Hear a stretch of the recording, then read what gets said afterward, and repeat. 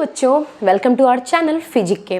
और आज के इस वीडियो लेक्चर में सबसे पहले मैं आपको सुनाने वाली हूँ एक इंटरेस्टिंग सी स्टोरी। इस स्टोरी में एक बहुत ही पावरफुल किंग होता है।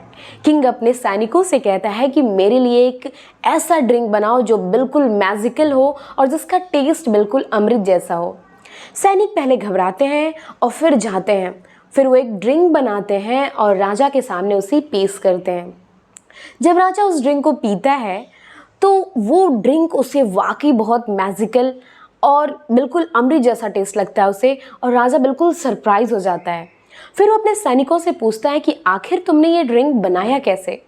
सैनिक जो है बताते हैं कि कैसे उन्होंने एसिड और बेस का रिएक्शन करके इस ड्रिंक को बनाया है।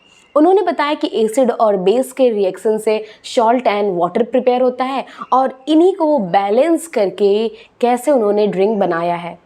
राजा बहुत सरप्राइज होते हैं और इन्हें रियलाइज़ होता है कि हमारे नेचर में, हमारे अराउंड ही सारी थिंग्स अवेलेबल हैं, बस हमें उनका प्रॉपर यूज और प्रॉपर बैलेंस करना आना चाहिए। अगर हमने बैलेंस करके सारी चीज़ों को अच्छे से फॉर्म किया तो हम ईज़िली अपने आसपास बहुत से नए नए इन्वेंशंस कर सकते हैं और एवरीथिंग विल बी पॉसिबल। सारी चीज़ें पॉसिबल होंगी क्रिएट करना। इस स्टोरी से आपको क्या समझ में आया? इस स्टोरी से हमें ये समझ में आया कि कैसे एसिड और बेस का प्रॉपर रिएक्शन एक मैजिकल सा ड्रिंक बनाया, मैजिकल वाटर बनाया। यानी इस चैप्टर में और आज के इस वीडियो लेक्चर में हम समझने वाले हैं एसिड एंड बेस के रिएक्शन को, इसके प्रॉपर बैलेंस को, और हमें पता कैसे चलेगा कि कब कौन से एसिड को किस फॉर्म में कितना यूज करना होता है। अगर हम अपने अराउंड और नेचर में अवेलेबल सारी थिंग्स का प्रॉपर यूज और प्रॉपर बैलेंस करना आए तो हम प्रॉपर प्लेस पे इनका प्रॉपर यूटिलाइज कर सकते हैं। इस स्टोरी से ही रिलेटेड आज का वीडियो लेक्चर भी है। इस वीडियो लेक्चर में हम समझने वाले हैं कि नेचर क्या होता है बेसिस का और एसिड्स का, कौन से बेसिस और कौन से एसिड स्ट्रॉन्ग होते हैं, वीक होते हैं, कैसे हम उन्हें पहचानेंगे और हमारे डेली लाइफ में क्या हेल्प करते हैं, कितने इसेंशियल होते हैं ये एसिड्स और bases. So let's start our video. Before starting this video हम ये समझ लेते हैं कि हमने प्रीवियस में क्या क्या पढ़ लिया है। प्रीवियस में हमने एसिड बेसिस के डेफिनेशंस, एसिड बेसिस को आइडेंटिफाई करना and the reaction of acid and bases, ये 3 पॉइंट्स हमने कवर कर लिए हैं।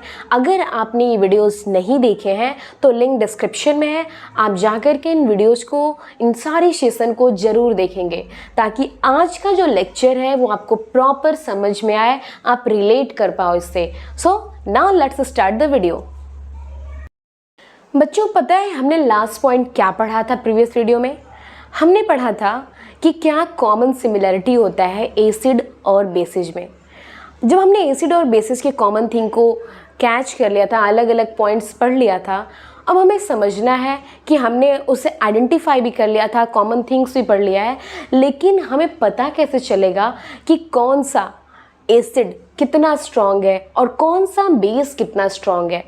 क्योंकि एसिड्स और बेसिस को आइडेंटिफाई हमने कर लिया, कितना इनमें सिमिलरिटी है ये पढ़ लिया। आइडेंटिफाई में हमने लिटमस के थ्रू, इंडिकेटर्स के थ्रू हमने समझ लिया कि कैसे इंडिकेटर्स के थ्रू हम क्यों आइडेंटिफाई कर पाएंगे कि ये एसिड है, ये बेस है। लेकिन सिर्फ एसिड और बेस फाइंड करने तक ही बात नहीं है, हमें ये भी फाइंड करना है कि कौन कितना एसिडिक है और कौन कितना बेसिक है। यानी हमें पता करना है कि किसमें कितना कंसंट्रेशन है हाइड्रोजन आयन का। यानी जहाँ पे हमें पता चलेगा कि जिस एसिड में जितना हाइड्रोजन आयन अवेलेबल रहेगा तो हमें पता चला पाएगा कि वो कितना एसिडिक है। वैसे ही जहाँ पे लेस हाइड्रोजन आयन होंगे वो उतना ही क्या होगा, लेस एसिडिक होगा। तो ये जो डिफरेंस बताएगा दोनों में ही कि कौन ज़्यादा एसिडिक है और कौन लेस बेसिक है, तो इससे हमें पता चल जाएगा स्ट्रॉन्ग एसिड्स और स्ट्रॉन्ग बेसिस के बारे में। तो पहले तो हमें कुछ लर्न भी करना है कि आखिर कितने स्ट्रॉन्ग बेसिस और स्ट्रॉन्ग एसिड्स होते हैं। कुछ एसिड्स हैं स्ट्रॉन्ग एसिड्स, बहुत ही लेस, मतलब कि बहुत ही 1 2 3 4 5 6 7 ऐसे करके 7 जो है स्ट्रॉन्ग एसिड्स हैं। अगर हम 7 लर्न कर लें तो इन 7 के अलावा जो भी आएंगे वो 7 जो होंगे, इन 7 के अलावा जितने भी एसिड्स होंगे वो सारे क्या होंगे, वीक एसिड्स होंगे, लेकिन ये 7 जो है वो होंगे स्ट्रॉन्ग एसिड्स। तो पहले हमें ज़रूरी है इन 7 एसिड्स को लर्न करना, ताकि हमें पता चल जाए कि इन 7 के अलावा जितने भी एसिड्स होंगे वो क्या होंगे, वीक एसिड्स होंगे। 1 बाय 1 करके लर्न करते हैं। साथ ही क्या समझना है हमें समझना है स्ट्रॉन्ग एसिड्स को, और स्ट्रॉन्ग एसिड को लर्न भी करना है कि कितने स्ट्रॉन्ग एसिड्स होते हैं। अब ये बताओ, स्ट्रॉन्ग एसिड से पहले क्या आपको हैलोजेंस के बारे में पता है? हैलोजेंस, कुछ हैलोजेंस जैसे कि क्लोरीन, जैसे कि आयोडीन, जैसे कि ब्रोमीन, इनके पहले हमने रख दिया हाइड्रोजन्स, यानी HCl, हाइड्रोजन आयोडाइड और हाइड्रोजन ब्रोमाइड, यही है ना। इसको हम कहते हैं हाइड्रोक्लोरिक एसिड। यही आपका HCl जो कि क्या है, हाइड्रोक्लोरिक एसिड। दूसरे नंबर पे है hydro iodic acid, hydro iodic acid कहते हैं इस HI को। और तीसरे नंबर पे है हाइड्रोब्रोमिक एसिड।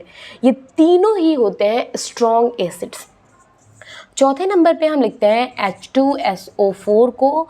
पाँचवें नंबर पे हम याद करेंगे नाइट्रिक एसिड को, H2SO4, sulphuric acid, HNO3, nitric acid. और ये है छठे नंबर पे हमारा, इसको हम कहते हैं परक्लोरिक एसिड, HClO4, ये हमारा परक्लोरिक एसिड है। और सातवें नंबर पे है क्लोरोइक एसिड, दैट इज HClO3। ये 7 जो है ये आपके स्ट्रॉन्ग एसिड्स हैं। ये है स्ट्रॉन्ग एसिड्स। स्ट्रॉन्ग एसिड्स 7 हैं और आप इनको याद कैसे करोगे? तो 3 तो आपके हैलोजन से रिलेट करते हुए हैं, hydrochloric acid, hydrobromic acid, hydro iodic acid, sulphuric acid, nitric acid, perchloric acid और क्लोरोइक एसिड। ये जो 7 एसिड्स हैं आप इनको लर्न कर लो, ये हैं स्ट्रॉन्ग एसिड्स। और इनके अलावा जितने भी एसिड्स होते हैं वो होते हैं वीक एसिड। अगर आपको ये याद नहीं हो रहा है तो आप पहले 3 हैलोजेंस को याद कर लो, that is chlorine, bromine and iodine. और इनसे जो एसिड्स बन रहे हैं that is hydrochloric acid, hydrobromic acid and hydro iodic acid. उसके बाद आपका सल्फ्यूरिक एसिड है, नाइट्रिक एसिड है। अगेन 2 सिमिलर थोड़े से हैं, that is perchloric acid and chloric acid. तो ये जो है स्ट्रॉन्ग एसिड्स हैं। स्ट्रॉन्ग एसिड्स जो फुली डिसोसिएट होकर के वाटर में और फॉर्म करते हैं हाइड्रोजन आयन। स्ट्रॉन्ग एसिड्स कौन होते हैं? जो वाटर में फुली डिसोसिएट हो जाएं और हाइड्रोजन आयन प्रोड्यूस करें, दैट इज स्ट्रॉन्ग एसिड्स।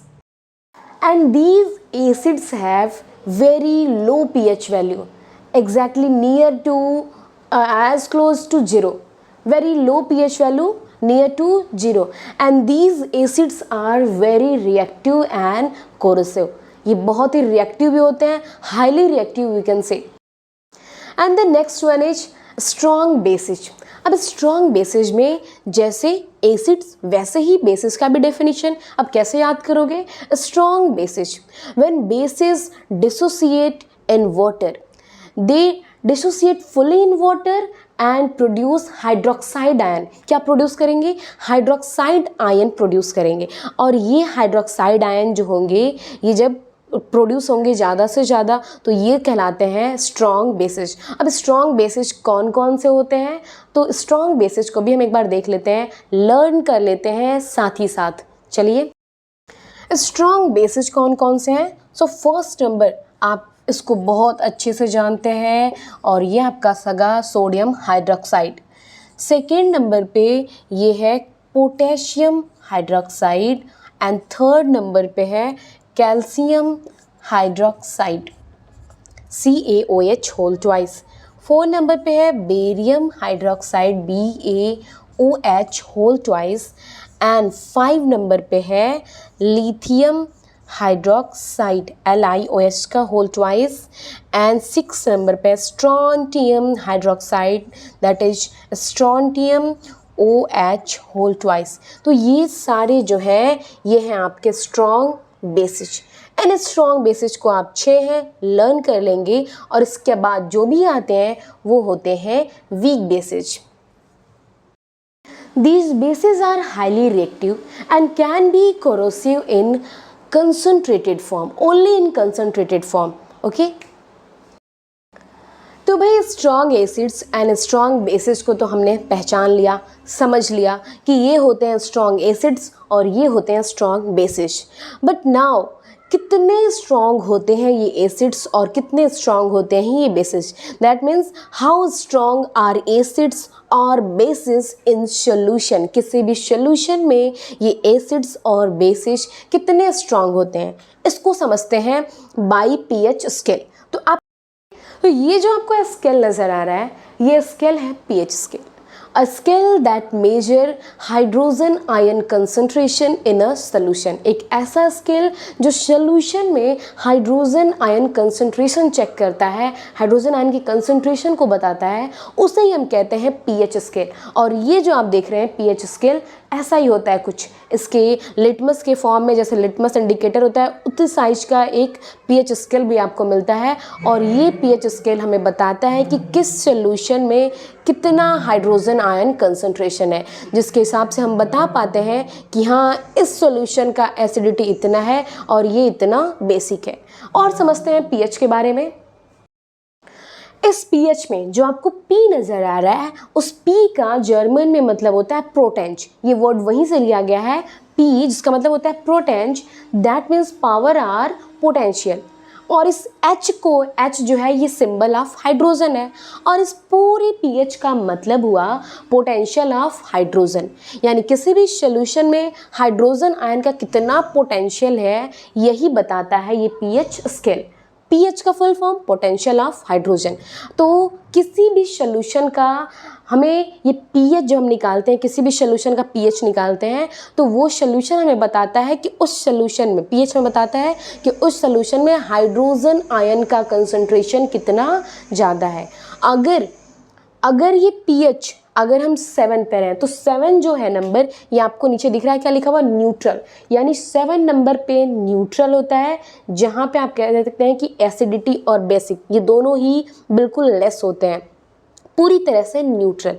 7 से जैसे जैसे आप 0 की तरफ जाते हैं, एसिडिटी जो है उतनी ही बढ़ती जाती है, और जैसे जैसे आप इस 7 से 14 की तरफ बढ़ते हैं, ये जो एसिडिटी है वो लेस होती जाती है और बेसिक कैरेक्टर जो है वो बढ़ता जाता है। यानी पीएच स्केल पे 0 to 14 के ब्लॉकेज होते हैं, 0 to 14। जैसे जैसे हम 7 पे रहते हैं, 7 से जैसे जैसे हम 7 नंबर न्यूट्रल होता है, इसीलिए हम यहीं से काउंट कर रहे हैं। तो 7 नंबर को न्यूट्रल माना, न्यूट्रल दिख रहा है आपको। इस 7 से जैसे जैसे हम डाउन जा रहे हैं, जैसे जैसे हम 0 की तरफ जा रहे हैं, एसिड कैरेक्टर जो है बहुत ज़्यादा बढ़ता जाएगा, और जिसका पीएच वैल्यू 0 होगा या नियर टू क्लोज टू 0 होगा, वो बहुत ज़्यादा स्ट्रॉन्ग एसिड होगा। और जैसे जैसे हम 14 की तरफ आएंगे, यानी जिसका पीएच वैल्यू क्लोज टू 14 होगा, वो उतना ही बेसिक होगा। यानी आप कह सकते हैं कि आपके स्ट्रॉन्ग एसिड कहाँ स्टैंड करते हैं और आपके स्ट्रॉन्ग बेसिस कहाँ स्टैंड करते हैं। Close to 14 strong bases, close to 0 strong acids. तो ये रहा पूरा पीएच। ये जो 7 नंबर है, ये 7 नंबर न्यूट्रल है, और वाटर जो होता है, वाटर का पीएच वैल्यू जो होता है वो न्यूट्रल होता है। यानी 7 नंबर पे न्यूट्रल है और वाटर का आपको पीएच वैल्यू कितना पता है, 7। तो यहाँ से आप उधर जाएंगे एसिड बढ़ेगा, और इधर आएंगे तो बेसिक कैरेक्टर बढ़ेगा। So the next topic is importance of pH in our daily life, in our regular life, in our everyday life। तो pH के यूजेस क्या क्या हैं और हम कैसे इनका होना कितना इम्पोर्टेंस है हमारे लिए, इसको समझते हैं। बहुत से इसके टर्म्स हैं, क्योंकि हम रेगुलर बेसिस पे pH हमारे लिए बहुत इंपॉर्टेंट है। 1 by 1 करके एक एक टॉपिक को हम समझते चलेंगे कि कितना इम्पॉर्टेंट है और कैसे कैसे इम्पॉर्टेंट है pH हमारे रेगुलर लाइफ में। तो सबसे पहला पॉइंट है, are plants and animals pH sensitive. क्या एनिमल्स और जो प्लांट्स हैं ये पीएच सेंसिटिव होते हैं? So yes, plants and animals are pH sensitive. ज़्यादा एसिडिक और ज़्यादा बेसिक एनवायरनमेंट जो होता है ये उनके लिए हार्मफुल है, एनिमल्स के लिए भी और प्लांट्स के लिए भी। ज़्यादा एसिडिक और ज़्यादा बेसिक, तो दोनों का एक बैलेंस फॉर्म होना। जैसे कि प्लांट्स के लिए वहाँ पे जो भी सॉइल है उसका पीएच वैल्यू बहुत इम्पॉर्टेंट है कि वो प्रॉपर बैलेंस हो, क्योंकि उन्हें न्यूट्रिएंट्स उसी सॉइल से मिलता है। तो सॉइल का पीएच वैल्यू इसके लिए बहुत ही इम्पॉर्टेंट है, क्योंकि ये न्यूट्रिएंट्स वहीं से लेते हैं। सिमिलरली एनिमल्स के बॉडी फ्लूइड्स का पीएच बैलेंस उनकी हेल्थ के लिए बहुत ही नेसेसरी होता है।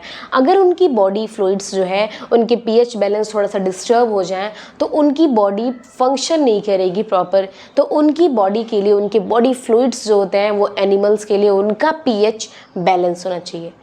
एनिमल्स के लिए बॉडी फ्लूइड्स का पीएच बैलेंस होना बहुत इंपॉर्टेंट है, और प्लांट्स के लिए सॉइल लेवल का पीएच बैलेंस होना बहुत ज़रूरी है, क्योंकि वहाँ से उनको न्यूट्रिएंट्स मिलते हैं और यहाँ से इनकी बॉडी जो है प्रॉपर फंक्शन करती है। तो आप समझ सकते हो कि कैसे एनिमल्स और प्लांट्स दोनों ही पीएच सेंसिटिव हैं। आप बता सकते हो कि कहाँ कहाँ पे इनके पीएच की नीड है और कहाँ से इन्हें पीएच से क्या मिलता है। सॉइल से इन्हें न्यूट्रिएंट्स मिलते हैं और एनिमल्स में वही बॉडी फ्लूइड से इनकी बॉडी जो है प्रॉपर फंक्शन करती है। तो अगर दोनों ही जरा ही डिसबैलेंस हुआ तो दोनों के ही हेल्थ के लिए हार्मफुल है, प्लांट्स के लिए भी एनिमल्स के लिए।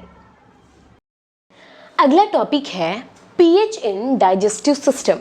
हमारे डाइजेस्टिव सिस्टम में पीएच अलग अलग पार्ट्स में अलग अलग डिफरेंट तरीके से वर्क करता है ताकि डाइजेशन प्रॉपर हो सके।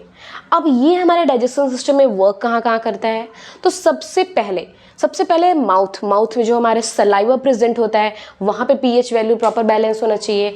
देन स्टमक में हमारे प्रॉपर एसिड है, वहाँ पे पीएच जो है बैलेंस होना चाहिए। देन जो स्मॉल इंटेस्टाइन होता है वहाँ पे भी पीएच जो है बैलेंस होना चाहिए, क्योंकि इन तीनों जगहों पे फूड्स जो है ऐसे ब्रेक डाउन होना स्टार्ट होते हैं और डाइजेशन इन तीनों जगहों पे ही होता है, प्रॉपर चलता रहता है। तो कहाँ पे पीएच को कैसे बैलेंस होना है और कहाँ पे पीएच कितना होता है, चलिए देखते हैं। सबसे पहले माउथ। जो माउथ का सलाइवा होता है उस सलाइवा का जो पीएच बैलेंस होता है वो होता है 6.5 टू 7.5 के रेंज में। अब इस रेंज में आपको पता है कि 7 पे जो होता है वो न्यूट्रल होता है, तो 7 के बिल्कुल नियर है, यानी न्यूट्रल, या कह सकते हो आप कि स्लाइटली बेसिक और न्यूट्रल। यानी माउथ में प्रेजेंट सलाइवा स्लाइटली न्यूट्रल और बेसिक होता है। तो ये जो कैरेक्टर्स का है ये हेल्प करता है फूड को ब्रेक डाउन करने में, हेल्प करता है फूड को ब्रेक डाउन होने में। और सलाइवा का जो पीएच बैलेंस होता है वो होता है 6.5 टू 7.5 के रेंज में, दैट इज स्लाइटली बेसिक और न्यूट्रल। अब फूड जो है माउथ से होते हुए हमारे स्टमक में आ रहा है। अब हमारे स्टमक में आ चुका है, स्टमक में हमारे होता है गैस्ट्रिक एसिड। गैस्ट्रिक एसिड जो होता है उसका पीएच होता है क्लोज टू 1.5 टू 3.5।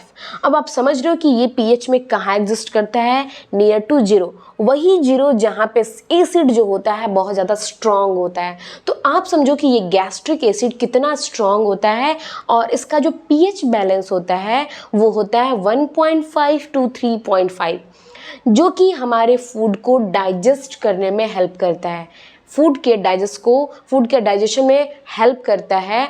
और ये इतना स्ट्रॉन्ग एसिड होता है कि बैक्टीरियाज को भी, जो भी हार्म बैक्टीरियाज होती हैं उनको भी मार गिराता है। तो ये गैस्ट्रिक एसिड इतना स्ट्रॉन्ग एसिड है जो कि हमारे फूड को डाइजेस्ट करने में हेल्प करता है।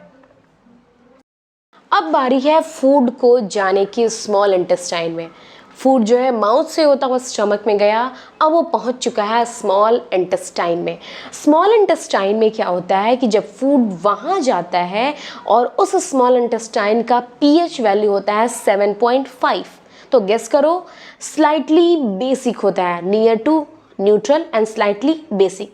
ये हेल्प करता है फूड को डाइजेस्ट और प्रॉपर अब्जॉर्प्शन में, ताकि प्रॉपर डाइजेशन हो सके, अब्जॉर्प्शन हो सके फूड का हमारे स्टमक में। तो कितना एसेंशियल है पीएच बैलेंस हमारी बॉडी के लिए, हमारे डाइजेशन के लिए, आप समझ सकते हैं। So the next is pH change as the cause of tooth decay. अब टूथ डीके क्या होता है? बिल्कुल, आप बहुत चॉकलेट खाते हैं और आपके दांत जो है सड़ जाते हैं और धीरे धीरे सड़ने के बाद वो एज अ कैविटी फॉर्म में आपको दिखने लगता है। तो होता क्या है, जब आप बहुत ज़्यादा मीठा खाते हो, कुछ ऐसा खाते हो जो बहुत एसिडिक होता है, खट्टा वगैरह जिसमें एसिड बहुत ज़्यादा रहता है, तो इससे धीरे धीरे हमारे दांतों पे प्लॉक जम जाता है। उन प्लॉक्स में बैक्टीरियाज होते हैं और ये बैक्टीरिया जब एक बार आ जाते हैं, प्लॉक बन जाता है दांतों पे, फिर हम जो कुछ भी खाते हैं ना, वो सारी चीज़ों को एसिड में बदल देते हैं। ये जो एसिड बन जाता है मुंह में, ये एसिड क्या करता है कि दांतों के एनामल को धीरे धीरे डिस्ट्रॉय करने लगता है। एनामल जो लेयर होता है हमारे दांतों पे, उनको धीरे धीरे डिस्ट्रॉय करने लगता है और दांत जो है सड़ने लगते हैं। तो ये होता है टूथ डीके। अब टूथ डीके का मेन रीज़न ये होता है कि जब माउथ का जो पीएच है वो 5.5 से नीचे जाने लगता है, 5.5 टूथ डीके होना स्टार्ट, और 5.5 से जैसे जैसे नीचे जाएगा दांत उतना ही ज़्यादा डिस्ट्रॉय होने लगेगा। यानी हमारे माउथ का जो पीएच वैल्यू होता है वो होता है 6.5 या 7.5 के नॉर्मली बीच में होता है।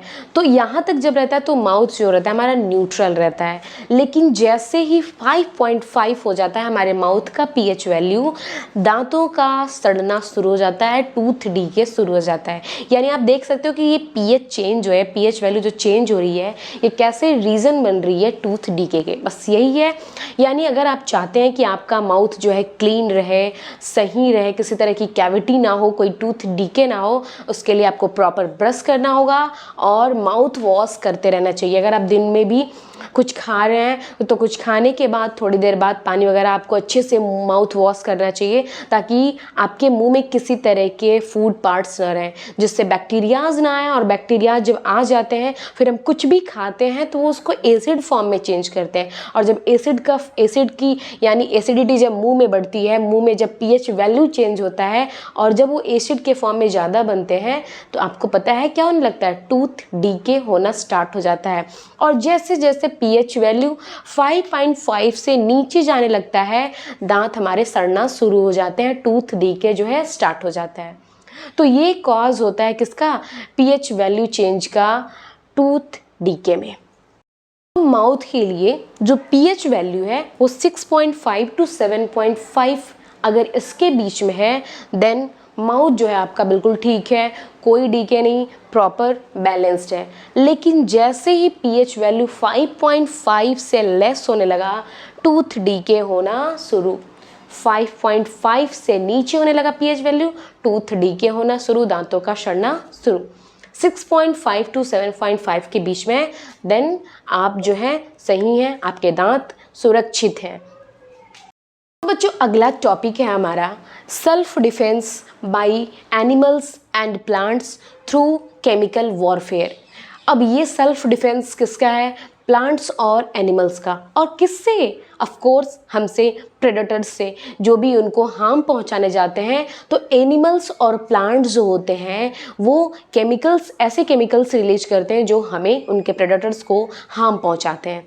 तो सबसे पहले हम एनिमल्स के बारे में समझते हैं कि कुछ एनिमल्स ऐसे होते हैं कि जब हम उनके पास जाते हैं या फिर जब हम उन्हें हार्म पहुंचाने की कोशिश करते हैं, तो वो अपनी बॉडी से ऐसे केमिकल्स रिलीज करते हैं जो उन्हें सेफ रखते हैं। फॉर एग्जाम्पल स्नेक जो होता है, आपको पता है कि सारे स्नेक पॉइजनस होते हैं, और जिस पॉइजन को वो रिलीज करते हैं उसको हम कहते हैं वेनोम।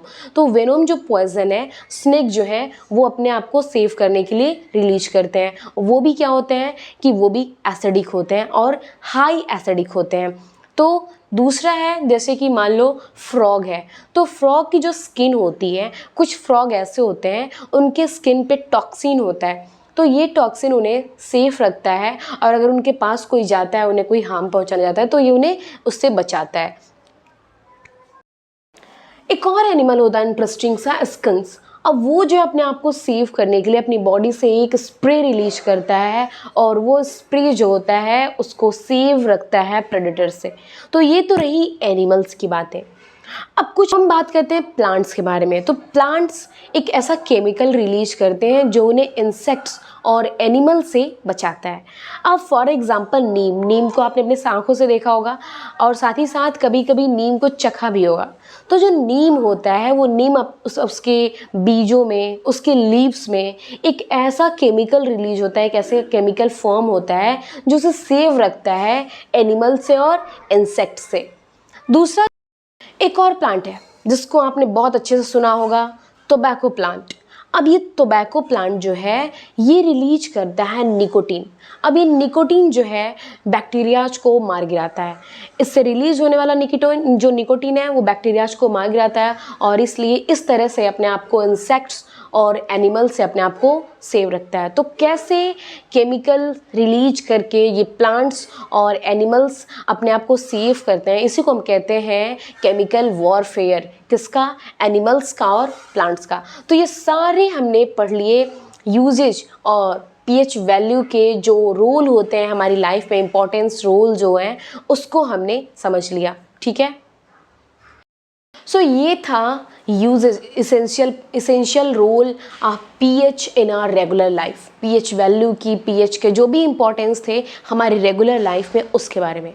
इसके पहले हमने जो जो चीज़ें पढ़ी थी और अभी तक हमने जो कवर किया ये सारे आपको प्रॉपर लर्न होने चाहिए। जैसे कि हमने स्टार्ट में पढ़ा है कि strong bases and strong acids के बारे में। स्ट्रॉन्ग एसिड्स कौन होते हैं हमने आपको लर्न भी कराया कि 7 ऐसे एसिड्स होते हैं जिनको आप लर्न कर लो। इसके अलावा जो भी एसिड्स होंगे वो होंगे आपके वीक एसिड्स।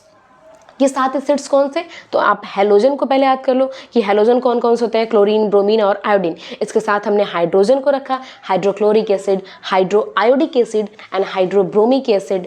उसके बाद आता है sulphuric acid, nitric acid, perchloric acid and chloric acid. ये सातों जो है ये स्ट्रॉन्ग एसिड थे। ऐसे ही हमने स्ट्रॉन्ग बेसिस को भी किया, sodium hydroxide, potassium hydroxide, calcium hydroxide and barium hydroxide, strontium hydroxide. ये क्या थे? स्ट्रॉन्ग बेसिस थे। ये आपको लर्न करना बहुत ज़रूरी था। उसके बाद हमने पीएच के बारे में पढ़ा कि पीएच क्या होता है और पीएच का हमारे रेगुलर लाइफ में क्या यूज़ है।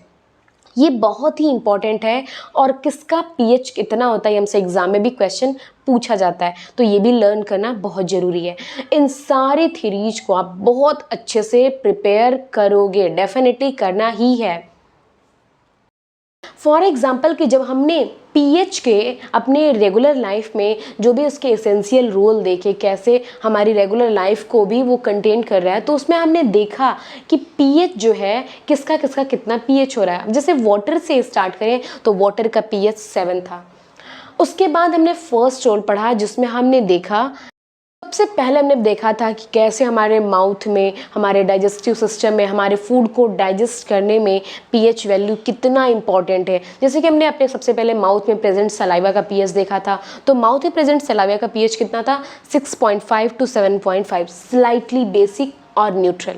वहीं जैसे ही हम अपने डाइजेस्टिव सिस्टम यानी अपने स्टमक में आए, हमने देखा कितना स्ट्रॉन्ग वहाँ पे एसिड वहाँ पे रहता है जिसका पीएच है 1.5 to 3.5 के बीच में। तो ये वैल्यू जो है पीएच वैल्यू, ये हमें बता रहे हैं कि यहाँ पे एसिड स्ट्रॉन्ग है और यहाँ पे एसिड जो है वीक है।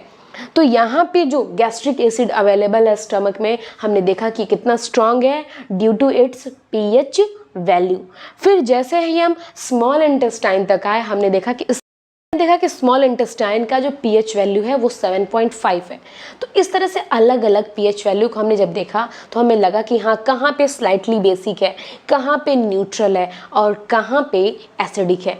तो हमें पीएच वैल्यू को भी कुछ लर्न करना है। टूथ डीके में हमने देखा कि कैसे हमारे माउथ का पीएच हमेशा 6.5 to 7.5 के बीच में होना चाहिए, बट जैसे ही लेस होता है 5.5 तक जाता है और उससे लेस जाता है तो टूथ डीके होना यानी दांतों का सड़ना स्टार्ट हो जाता है। तो ये सारे पीएच वैल्यू हमें बता रहे हैं कि किसके स्ट्रॉन्ग एसिड और स्ट्रॉन्ग बेसिस के बारे में, कहाँ पे एसिडिटी ज़्यादा है और कहाँ पे बेसिक कैरेक्टर ज़्यादा है। आप इसको प्रॉपर प्रिपेयर करेंगे